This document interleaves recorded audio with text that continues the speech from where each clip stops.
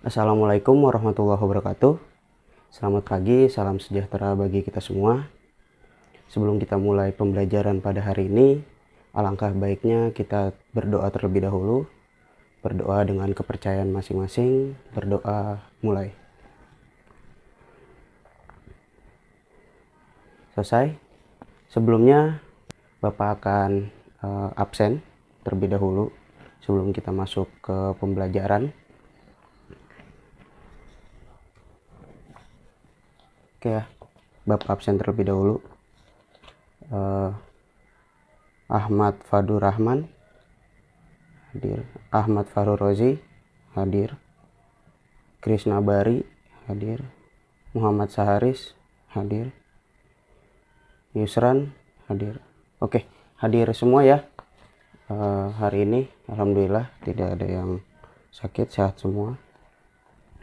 Langsung saja, sebelum kita lebih jauh masuk ke mata pelajaran teknik pondasi, kalian harus tahu dulu jenis-jenis pondasi apa saja yang berada di dalam konstruksi bangunan gitu.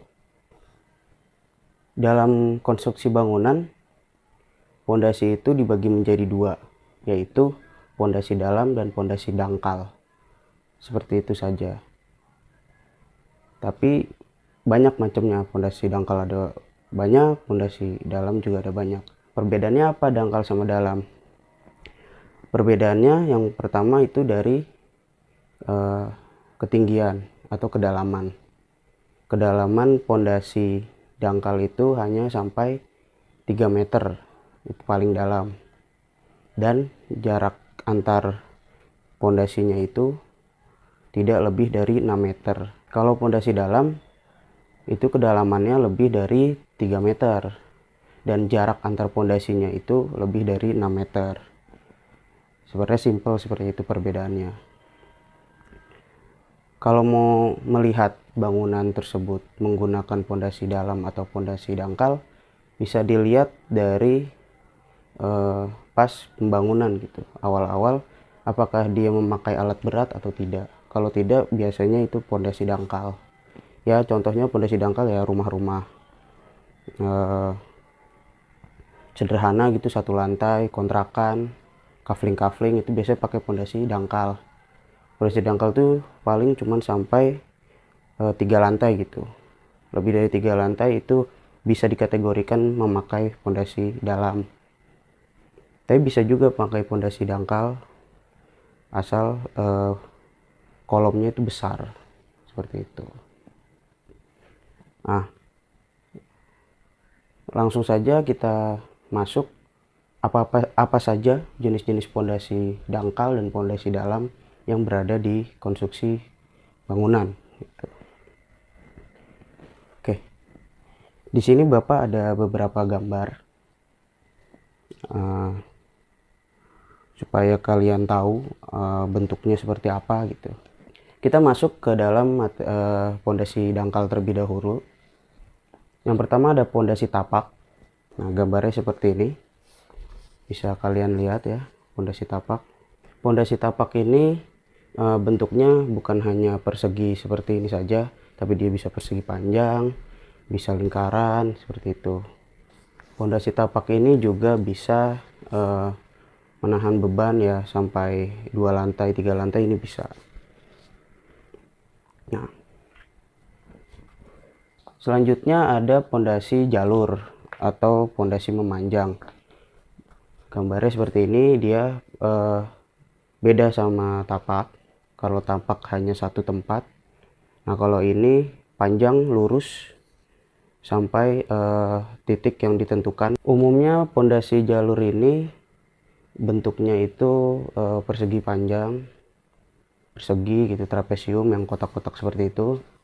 Nah, biasanya digunakan untuk ya macam-macam shear wall seperti itu, shear wall sederhana, pakai pondasi jalur seperti ini gitu. Nah, selanjutnya ada pondasi rakit seperti ini. Nah, pondasi rakit ini biasanya digunakan untuk menopang beban yang sifatnya luas, lebih luas daripada tapak gitu. Tapi bentukannya sama seperti pondasi tapak, cuma dia lebih lebar dan lebih panjang. Selanjutnya ada pondasi sumuran. Pondasi sumuran ini bentuknya itu lingkaran seperti sumur, makanya disebut pondasi sumuran. Dia berdiameter 60 sampai 80 cm gitu. Nah, pondasi sumuran ini digunakan di tanah-tanah yang tidak stabil gitu. Selanjutnya ada pondasi umpak. Pondasi ini bertujuan untuk menahan bangunan dari goncangan. Jadi kalau misalkan bangunan kalian atau rumah kalian mau tahan gempa tapi tidak memerlukan alat berat, memakai pondasi dangkal, maka gunakanlah pondasi umpak ini. Bentukannya sama seperti telapak ya kan, persegi, cuma dia lebih menonjol ke atas ya, jadi kelihatan gitu pondasinya seperti itu.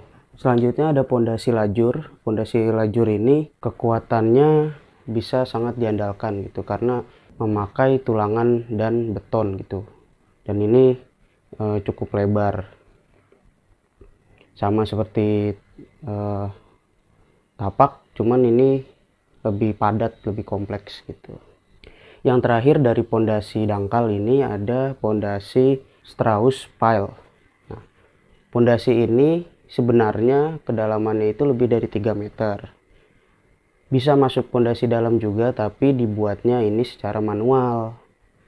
Dan jarak antar pondasinya itu dekat, tidak lebih dari 6 meter, makanya masuk ke dalam pondasi dangkal. Tadi seperti yang Bapak di depan bilang, syaratnya pondasi dalam itu kan kedalaman lebih dari 3 meter, jarak antar pondasinya lebih dari 6 meter, dan biasanya dibuat menggunakan alat-alat berat gitu. Sampai sini ada yang mau ditanyakan tentang pondasi dangkal sebelum kita lanjut ke pondasi dalam? Ya mungkin Ahmad Fadur Rahman ada yang mau ditanyakan? Tidak ya? Kalau tidak berarti kita lanjut saja ke pondasi dalam. Nah, di pondasi dalam yang pertama itu ada tiang pancang. Nah, tiang pancang ini langsung ditancapkan ke dalam tanah gitu. Makanya namanya tiang pancang. Nah, biasanya gedung-gedung bertingkat atau pencakar langit itu pas membangun itu tidak membuat dari nol, tapi dia beli jadi langsung ditancapkan pakai alat berat ke dalam tanah. Panjangnya bisa bermacam-macam, ada yang bisa sampai 10 meter, bisa sampai 15. Tiang pancang ini juga biasanya digunakan untuk tanah-tanah yang lembek, berawa, karena dia lebih kuat gitu dibanding borpel ataupun yang lainnya. Yang kedua ada pondasi piers. Nah, pondasi ini sebenarnya sama seperti pondasi jalur, bentuknya memanjang, tapi dia kedalamannya lebih dari 3 meter, bisa sampai 6 meter, bisa sampai 10 meter seperti itu. Yang terakhir ada borpel. Nah, seperti pondasi tiang pancang, tapi borpel ini digunakan tanah-tanah yang stabil, yang standar gitu. Nah, ini juga lebih murah dibandingkan tiang pancang gitu. Oke. Nah, itu tadi adalah macam-macam atau jenis-jenis pondasi dangkal dan pondasi dalam yang ada di dalam konstruksi bangunan. Nah, sampai sini ada yang mau ditanyakan terkait jenis-jenis pondasi? Kalau tidak, ya Mas Haris. Oke. Nah, kalau tidak, Bapak akan tes. Ini ada post test terkait jenis-jenis pondasi. Tolong dikerjakan, nanti dikumpulkan. Waktunya tidak lama, maka jangan ada yang nyontek ya. Nih.